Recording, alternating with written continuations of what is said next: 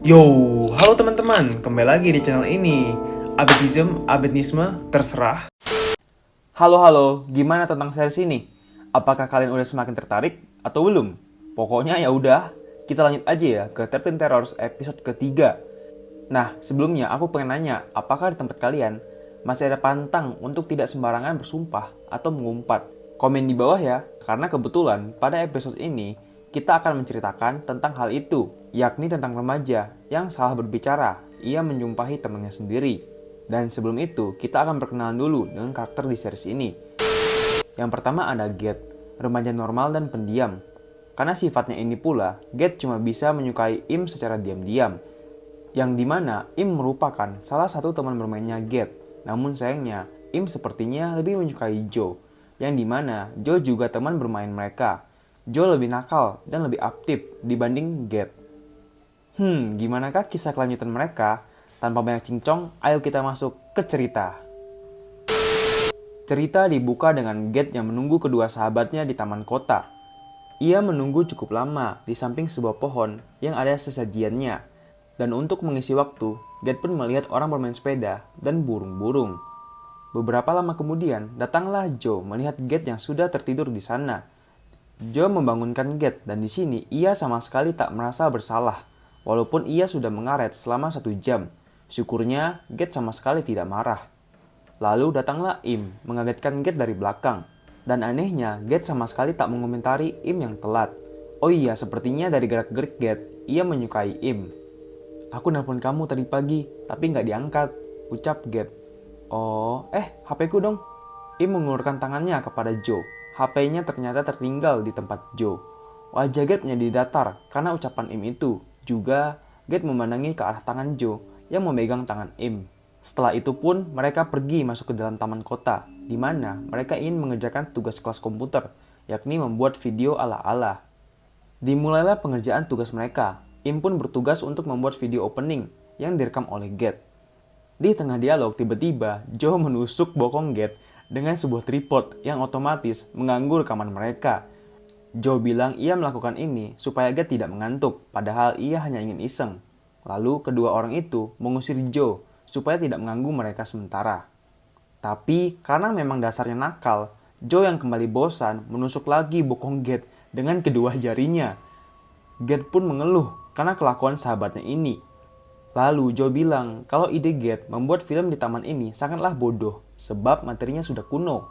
Untuk itu Joe punya solusi baru, yakni membuat sebuah MV. Im pun bersemangat dengan itu, yang dimana mau tak mau Get pun akhirnya menyetujui itu. Mereka pun membuat MV musik, merekam para lansia yang sedang latihan apa ya itu? Ya pokoknya gitulah. Joe merekam perkumpulan lansia TikTok itu dengan sangat serius, sedangkan kedua lainnya duduk menunggu. Kita bisa melihat kalau Get sangat memperhatikan Im. Sayangnya cinta itu mungkin saja bertepuk sebelah tangan karena Im memperhatikan Joe. Sebab merasa lelah, Joe pun memanggil Get, tapi tak dijawab sebab Get masih berbunga-bunga melihat Im. Woi, celana pup, kata Joe, yang langsung direspon oleh Get. Ia meminta Get untuk menggantikannya merekam. Selesai rekaman, mereka pun kembali ke tempat pertemuan awal.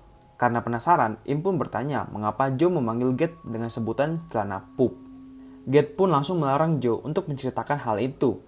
Tapi meskipun Get sudah melarang Joe untuk berbicara, Joe tetap saja ceplos. Ia menceritakan aib Get waktu SMP kepada Im dengan wajah tak bersalah. Karena merasa dipermalukan, Get pun berjalan pergi, tapi langsung disusul oleh kedua temannya.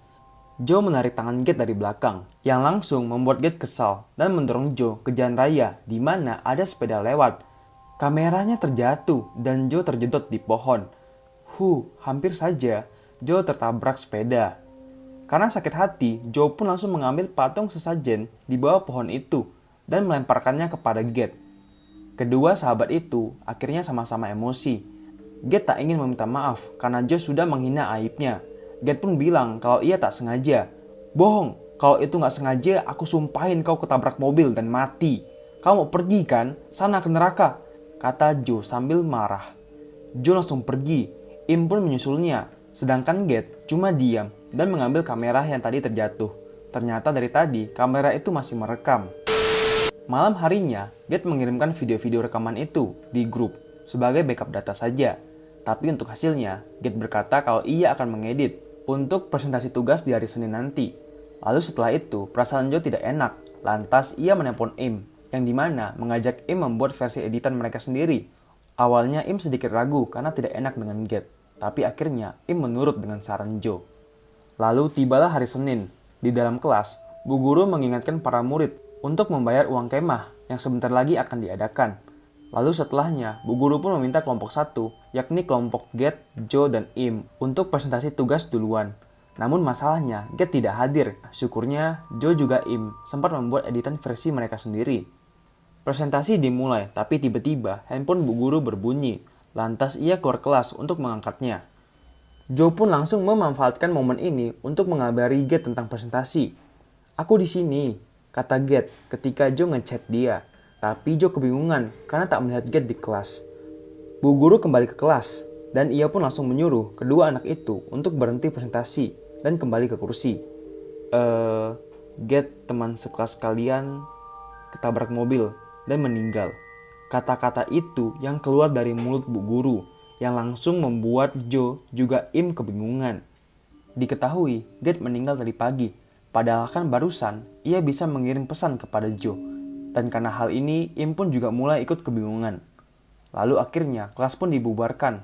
Dan saat semua ingin keluar, mendadak terputarlah video tugas mereka. Di sana juga ada cuplikan ketika Joe menjumpai Get meninggal tertabrak mobil. Parahnya, rekaman itu disaksikan oleh semua teman sekelas, di mana semua mata pun langsung tertuju pada Joe. Secara tak langsung, teman-temannya menyangka kematian Get diakibatkan oleh perkataan Joe. Malam harinya, seluruh anggota kelas berdoa di tempat ibadah pemakaman Get.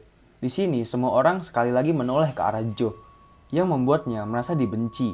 Lalu, HP Joe pun berbunyi, telepon dari Mama. Ia pun keluar untuk mengangkatnya, tapi ternyata tak ada suara mamanya di telepon, dan telepon pun terputus. Lantas muncullah notifikasi di HP Joe. Waktu dibuka, ternyata Get mengubah foto profil Facebooknya, di mana Get juga menandai Joe di foto itu. Saat itu juga, perasaan takut pun muncul di hati Joe.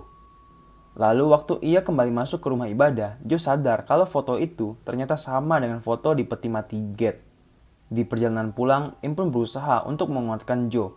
Bagaimana pula, Get itu teman kita. Kalau Get menghantuimu, suruh ia menghantui aku juga, ucap Im untuk berusaha membuat Joe tenang.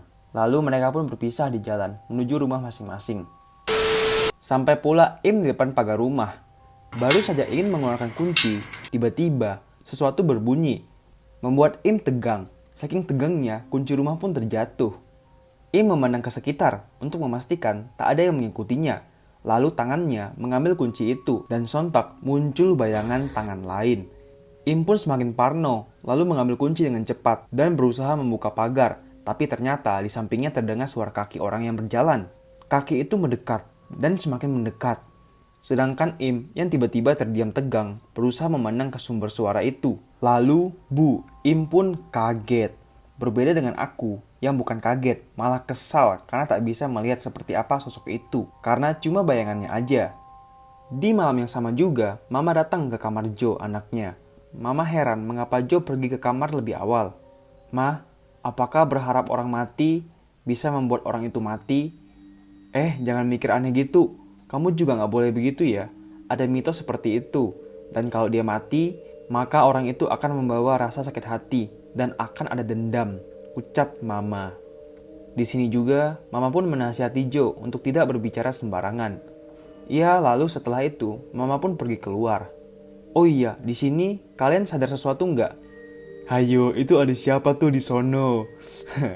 Oke, lanjut. Nah, besok paginya, sebelum ke sekolah, Joe singgah di rumah ibadah. Ia pun menelpon Im. Mereka ternyata udah janjian untuk bertemu di sini, karena pengen berdoa untuk Get. Sekaligus, Joe ingin meminta maaf karena ucapan sumpahnya itu. Tapi karena Im tidak ada kabar, akhirnya Joe pun masuk sendiri.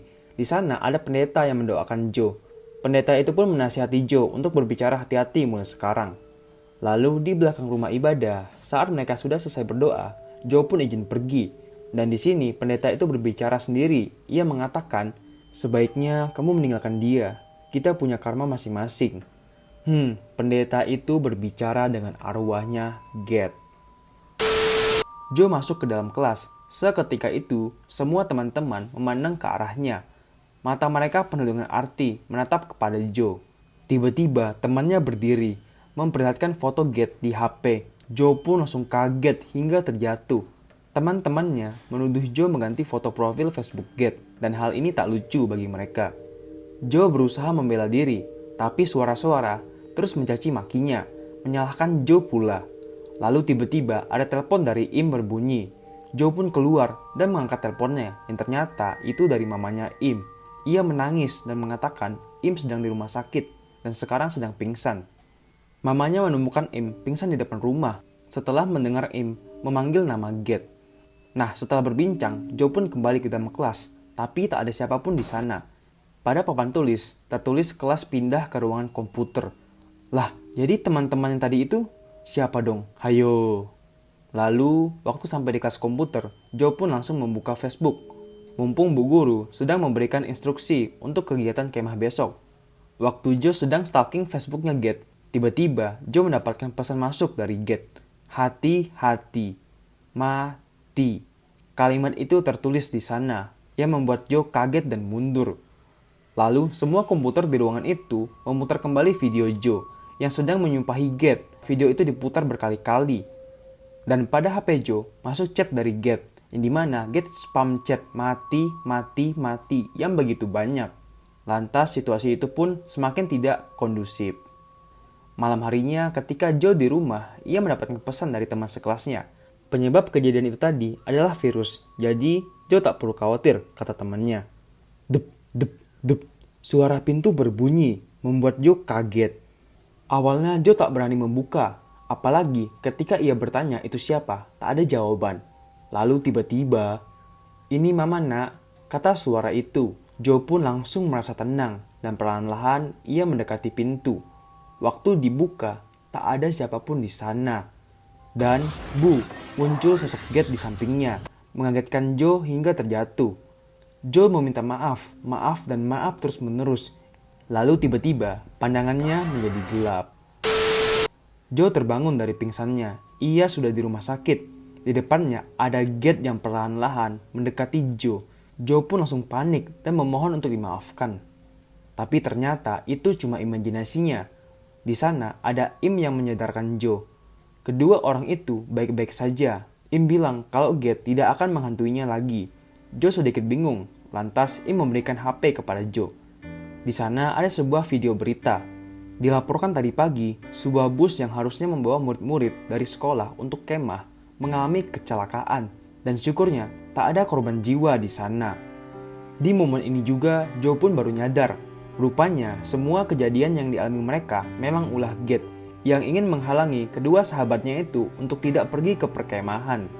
Get menakuti mereka hingga pingsan di rumah sakit dan batal kemah. Adegan pun kembali ketika pendeta berbicara sendiri. Kamu sebaiknya meninggalkan mereka. Setiap orang punya karma masing-masing. Kamu tidak seharusnya menentukan takdir mereka. Itu adalah dosa besar, ucap pendeta kepada arwah Get yang kini terlihat. Tapi aku cuma gak mau kalau mereka berakhir kayak aku, ucap Get. Cara dia memang terkesan aneh, tapi ya namanya juga teman. Get adalah teman terbaik kita, ucap Im sambil tersenyum.